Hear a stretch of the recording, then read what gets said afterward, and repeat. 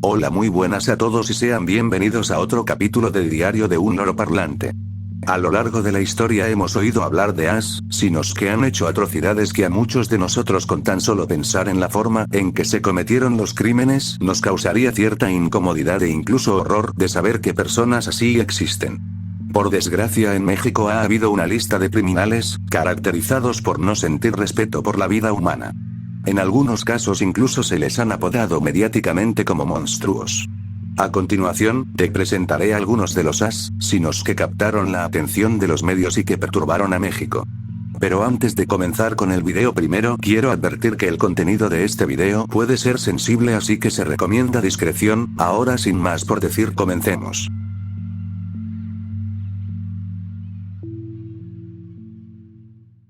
No entraré en demasiados detalles sobre esta historia, ya que previamente hice un video dedicado al caso del llamado monstruo de Iztacalco, el cual puedes encontrar aquí en el canal.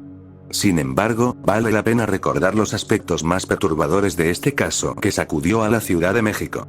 Miguel Cortés Miranda, a quien algunos medios llegaron a apodar como el Jeffrey Dahmer mexicano, fue un femicida serial que no solo cometía sus crímenes con frialdad, sino que también los documentaba meticulosamente en un diario personal. Todo comenzó el 16 de abril de 2024, cuando autoridades de la alcaldía Iztacalco detuvieron a un sujeto por desvivir a una joven. En ese momento, nadie imaginaba que estaban frente a un asesino serial. Lo que parecía ser un caso aislado, rápidamente se convirtió en el inicio de una pesadilla. Durante el cateo a su domicilio, las autoridades encontraron evidencia que lo vinculaba con la desaparición de varias mujeres, que aún no habían sido resueltos. Algunas de ellas llevaban meses e incluso años reportadas como desaparecidas.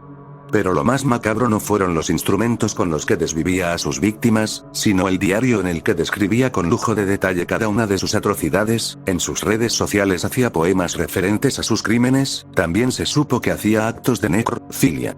Un dato muy inquietante del caso es que Miguel sabía cómo pasar desapercibido. Su nivel académico, su personalidad reservada y su trato aparentemente amable hicieron que nadie sospechara de él. Incluso conocidos luego de la noticia afirmaron que era alguien introvertido pero amable, y que jamás imaginaron que escondiera un lado tan oscuro. Tras una investigación más profunda, se reveló que sus víctimas eran en su mayoría compañeras de trabajo y trabajadoras sexuales. En un inicio, se les relacionó con la desaparición de al menos 12 mujeres, pero posteriormente surgieron versiones que hablaban de más de 30 posibles víctimas. Hasta hoy, el número exacto sigue sin confirmarse. Como si todo esto no fuera suficiente, en abril de 2025, Miguel fue hallado sin vida en su celda, tan solo horas antes de la audiencia en la que se dictaría su sentencia. Algunos supuestos testigos aseguraron haber escuchado ruidos extraños esa noche, y no tardó en circular el rumor de que quizá fue asesinado por otro interno, presuntamente contratado por familiares de una de las víctimas, pero hasta ahora no hay evidencia que afirme este rumor.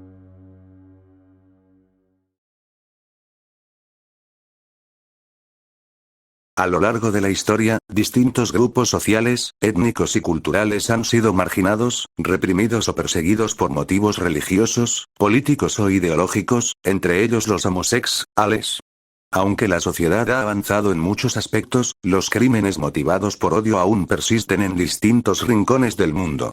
Uno de los casos más estremecedores que ejemplifica esta realidad ocurrió en México, protagonizado por un hombre llamado Raúl Osiel Marroquín Reyes. Originario de Tamaulipas, de lo poco que se sabe de su niñez, es que creció en un entorno extremadamente estricto y conservador. Su padre lo educó con mano dura, también le inculcó un profundo rechazo hacia los homo, asegurando que le hacían mal a la sociedad. Esta crianza basada en el autoritarismo y la intolerancia derivó en un joven emocionalmente inestable, con serios problemas de ira y nula empatía. Tras terminar el bachillerato, Raúl se enlistó en el ejército mexicano. Ahí estudió medicina y trabajó como médico militar durante 4 años, alcanzando el rango de sargento primero. Sin embargo, en 2004 solicitó su baja voluntaria. Fue a partir de ese momento en el que su vida comenzó a desmoronarse. Fuera del ejército, le fue imposible encontrar un trabajo estable, y ante la falta de ingresos y la frustración lo empujaron a cometer robos. Poco después fue arrestado y pasó poco más de un año en prisión. Al recobrar su libertad, se mudó a la Ciudad de México, estableciéndose en la alcaldía Venustiano Carranza. Sumido en el desempleo y con un profundo resentimiento acumulado, Raúl optó por convertirse en un asesino.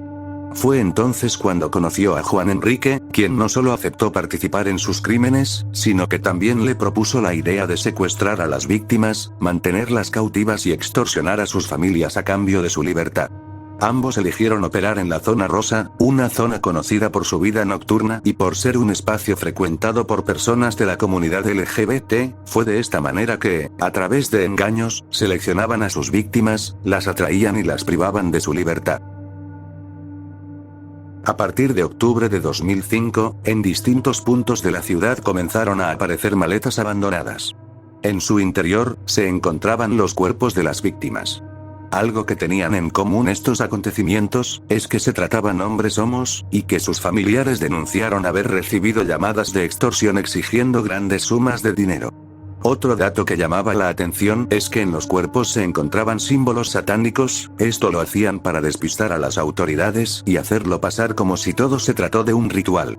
En diciembre de ese mismo año, la policía localizó el departamento donde mantenían a las víctimas cautivas. Durante el cateo encontraron pertenencias de las víctimas, restos biológicos, documentos, pero también se hallaron algunas identificaciones de Raúl y Juan Enrique. Raúl fue detenido en enero de 2006, él no mostró resistencia. Los oficiales lo abordaron por su actitud sospechosa, y tras interrogarlo brevemente, descubrieron su identidad. Durante el trayecto al Ministerio Público, Raúl confesó con frialdad que ya tenía seleccionadas a sus próximas víctimas, pero que estaba esperando a su cómplice que se había ido de viaje, pues él no podría hacerlo solo.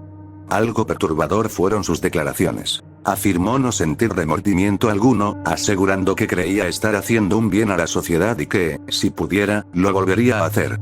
En cuanto a su cómplice, Juan Enrique, existe una orden de aprehensión en su contra, pero hasta la fecha, su paradero sigue siendo desconocido.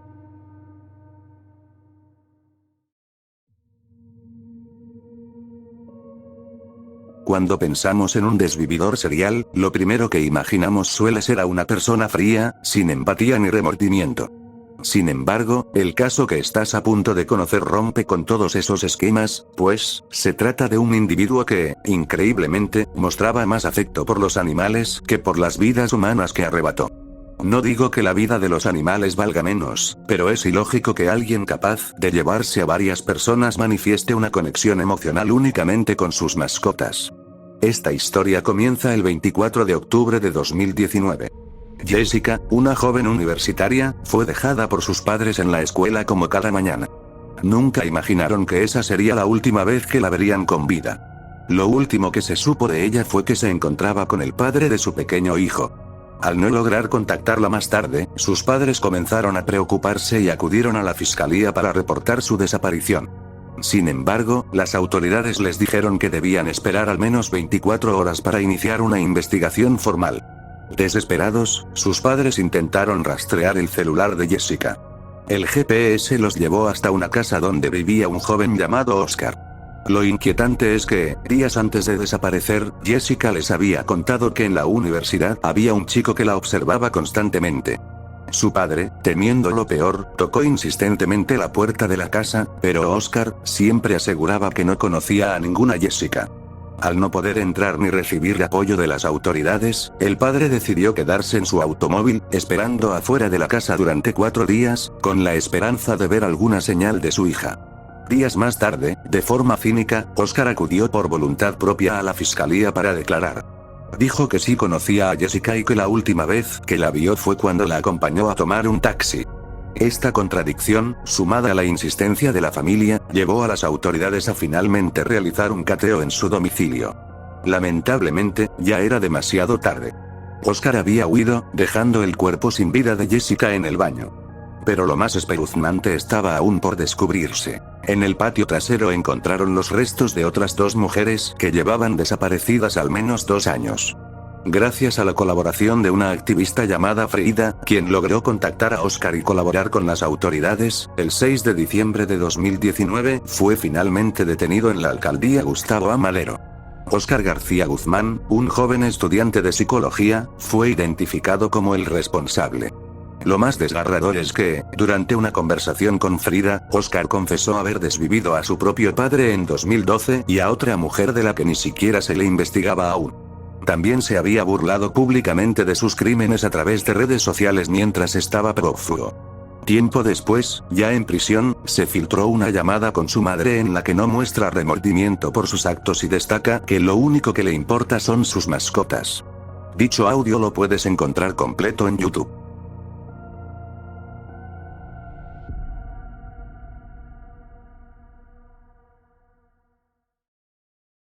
Lo que verás a continuación, es quizá una muestra de las terribles consecuencias que contrae haber nacido en un ambiente hostil, y en cómo el odio puede llevar a límites inimaginables, pues en este caso no solo se trata de un desvividor serial que le ha arrebatado la vida a varias personas, sino también incluye otros crímenes aberrantes como abuso, necrofilia y canibalismo. Juan Carlos y Patricia Martínez eran una pareja, ambos tenían algo lamentable en común, que era su pasado lleno de maltratos y abusos. Juan Carlos fue hijo de una madre viuda. Durante su infancia era habitual que presenciara a su madre teniendo relaciones con otros hombres, los cuales en ocasiones abusaban de él. Por si fuera poco, los abusos no solo vendrían de los hombres que invitaba a su casa, sino también de su propia madre. Pero la gota que derramaría el vaso fue cuando la señora con la que lo dejaba a su cuidado, también abuso de Juan Carlos. En tanto a Patricia Martínez, lo único que se sabe es que nació en una familia pobre, siempre sacaba malas notas en la escuela, además, desde niña se caracterizaba por ser alguien sumisa y manipulable. En sus propias palabras cuando se le hizo una entrevista, afirmó que nunca se sintió aceptada por los demás. Para colmo ella también experimentó un abuso. Producto de su baja autoestima y al sentirse rechazada por la sociedad, buscaría aceptación y sobre todo afecto en los demás. En su vida adulta trabajaría como mesera en un restaurante, y por producto del destino conocería a Juan Carlos con quien comenzaría a salir. Lo extraño es que Juan Carlos le confesaba que trabajaba como sin vuelto, y aunque cualquiera se hubiera alejado, al ser ella una persona desesperada por sentirse apreciada haría lo que fuera sin importar que eso implicara ser cómplice de los actos más aberrantes. Una vez haciendo vidas en común comenzarían a privar de su libertad a mujeres, su técnica siempre era la misma, las engañaban con supuestas ofertas de trabajo, venderles teléfonos o ropa, de este modo las invitaban a una casa donde nunca saldrían. Una vez ahí dentro eran sometidas por la pareja para abusar de ellas y degollarlas, pero el horror no pararía ahí, los cuerpos eran desmembrados para ser cocinados y comidos. Los restos eran arrojados a los perros, un terreno baldío o se los vendían a brujos. Durante un cateo autoridades reportaron que en su casa encontraron algunos órganos en un altar acompañados de una estatua de la Santa Muerte. Luego de su detención se filtró una entrevista que se le hizo, dura poco más de 10 minutos y la puedes encontrar en YouTube, y créeme que es difícil escuchar. Un dato extra que es muy lamentable es que procrearon hijos, los cuales aunque hasta donde se sabe nunca vieron nada, siempre tuvieron sospechas de que algo no andaba bien. Hasta ahora el número de víctimas se desconoce pero se estima que son al menos 20.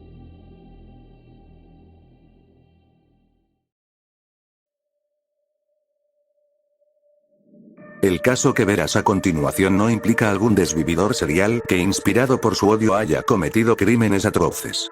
Se trata más bien de cómo la manipulación sobre personas que se encuentran en un estado de vulnerabilidad sean capaces de tolerar lo que muchos considerarían el infierno en la tierra. Esta es una historia que muestra las terribles consecuencias que trae cuando un psicópata entra en la vida de una familia vulnerable. Jorge Ineastra y Clara Tapia se conocieron aproximadamente en el 2004, ambos formarían una relación amorosa. Clara se desempeñaba como una trabajadora doméstica y vivía en una escuela, era madre soltera de 3 hijos. Para su desgracia, anteriormente Carla había tenido malas experiencias en el amor, pues cuando tuvo a su primera hija el padre se deslindó de responsabilidades y la abandonó. Tiempo después volvería a tener otra pareja con el que tendría otros 2 hijos, un niño y una niña. Este hombre era violento y alcohólico, de la noche a la mañana se fue a los Estados Unidos dejándolas en abandono. Al conocer a Jorge se quedaría maravillada por él, pues en ese momento creyó que por fin había encontrado a un hombre que la comprendía y era diferente a sus anteriores parejas. Poco después de haber formalizado una relación optarían por vivir juntos, fue así como se fueron a vivir en la conserjería de la escuela en la que Clara y sus hijos habitaban. Este debió de haber sido el inicio de una vida maravillosa, y vaya que lo fue al principio, pero pronto vendría el comienzo de un infierno vivido en carne propia. Jorge poco a poco mostraría su verdadero rostro, primero llegarían los comportamientos violentos, los insultos y las humillaciones empezaron a ser el pan de cada día, pero lo peor estaba apenas por venir.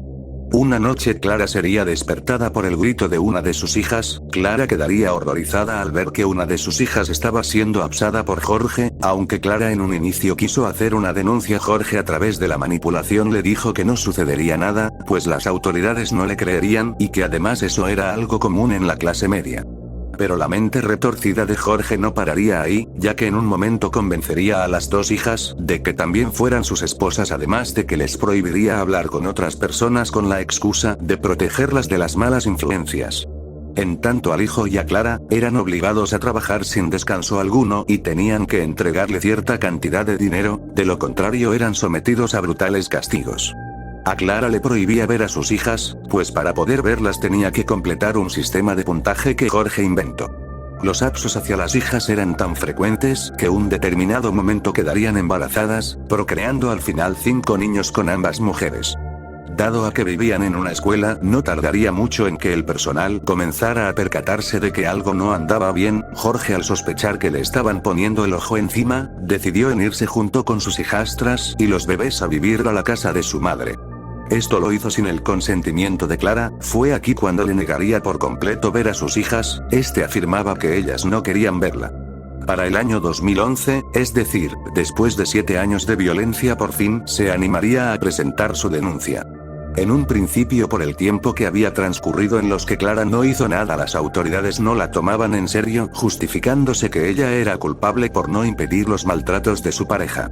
No sería hasta 3 meses después en el que en una carta describirían con lujo de detalle todos los horrores que vivió ella, sus hijos, e incluso sus nietas. Cuando por fin se le dio trámite a su denuncia, ya era bastante tarde. Resulta que su hija menor y una de sus nietas habían sido privadas de la vida desde el 2009, y en complicidad de su madre y los hermanos de Jorge, abandonaron los cuerpos cerca de una autopista. En cuanto a la otra muchacha, por increíble que suene, defendía a este sujeto, pues su mente ya había estado sometida a tanta manipulación de este hombre enfermizo, que al final la hizo creer que no había nada de malo. Jorge y sus familiares fueron sentenciados por múltiples delitos. Clara también iría a prisión, pues, al haber presenciado maltratos y abusos de su pareja durante 7 años sin hacer nada, pasó de ser víctima a cómplice.